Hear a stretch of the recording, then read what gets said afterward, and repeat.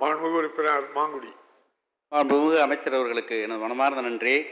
அவர்கள் அந்த வழித்தடங்களில் குளிர்சாதன பேருந்து இயக்க வேண்டும் என்று கேட்டிருக்கின்றேன். ஆகவே மீண்டும் அதை பரிசீலிக்க வேண்டும் என்று அன்போடு கேட்டு, எனது தேவகோட்டை பகுதியில் தேவகோட்டை, சிறுவாச்சி, டி சிறுவனூர் உயர்நிலைப்பள்ளி, சுண்டமங்கலம், அனுமந்தக்குடி, கண்ணங்குடி வரை புதிய பேருந்தை இயக்க வேண்டும் என்று அன்போடு கேட்டு, இன்னும் 6 வழித்தடங்கள் பஸ் நீட்டிப்பு செய்ய வேண்டும் என்ற ஒரு பட்டியல் வைத்திருக்கின்றேன். மாண்புமிகு அமைச்சர் அவர்களுக்கு அனுமதி தர வேண்டும் என்று இந்த நேரத்தில் உங்களை அன்போடு கேட்டு, எனது காரைக்குடி மாநகராட்சியாக தரம்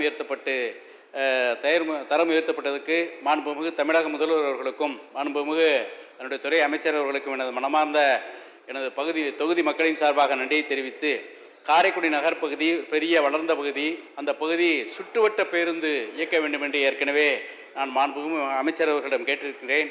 அதை பழைய பஸ் நிலையம் முதல் கலனிவாசல், பத்திரப்பதிவு, வட்டார போக்குவரத்து அலுவலகம், சட்டக்கல்லூரி, மாவட்ட தலைமை மருத்துவமனை, வாட்டர் டேங்க், வருமான வரி அலுவலகம், புதிய பஸ் நிலையம், பெரியார் சிலை, கல்லுக்கட்டி வரை சென்று பழைய பேருந்து அடையக்கூடிய அளவிற்கு ஒரு பஸ் வழித்தடம் தர வேண்டும். அதேபோன்று பழைய பஸ் நிலையம், கலனிவாசல், வாட்டர் டேங்க், பாரி நகர், அழகப்பா பொறியியல் கல்லூரி, அழகப்பா பல்கலைக்கழகம், கல்லூரிகள், ரயில்வே ஸ்டேஷன் வரை ஒரு வழித்தடம், ஒரு சுற்றுவட்ட பேருந்து தர வேண்டும் என்று உங்களை அன்போடு கேட்டு, ஏற்கனவே நிறைய பேருந்து வழித்தடங்கள் எனக்கு தந்திருக்கேன். அதற்காக மனமார்ந்த நன்றியை தெரிவித்துக் கொண்டு நிறைவு செய்கிறேன். நன்றி, வணக்கம்.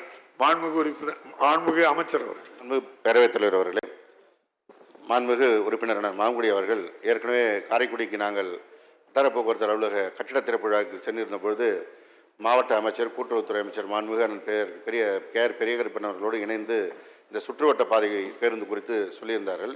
ஏற்கனவே காரைக்குடி ரயில்வே நிலையத்திற்கு பேருந்து இணைப்பு கொடுக்கப்பட்டிருக்கிறது.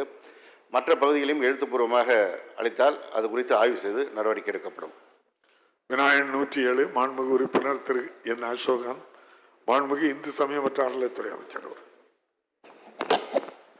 மாண்புமிகு பேரவைத் தலைவர் அவர்களே, அவர் கோரியிருக்கின்ற புராதன வனேஸ்வரர் திருக்கோயில் என்பது 23 ஆண்டுகளுக்கு முன்பு குடமுழுக்கு நடைபெற்ற ஒரு திருக்கோயிலாகும். தற்போது மண்டல குழு, மானியல் குழு, தொல்லியல் குழு அனுமதி பெற்று சுமார் 83 லட்சம் ரூபாய் செலவிலே ஒப்பந்தம் கோரப்பட்டிருக்கின்றது. ஒப்பந்தம் 27/6 அன்று, அதாவது இன்றைக்கு ஒப்பந்த புள்ளி திறக்கப்படுகின்றது. இன்னும் 15 நாட்களுக்குள் அந்த திருக்கோயிலுடைய திருப்பணி மேற்கொள்ளப்படும் என்பதை மாண்புமிகு உறுப்பினருக்கு பேரவையின் தலைவர் வாயிலாக தெரிவித்துக் கொள்கிறேன்.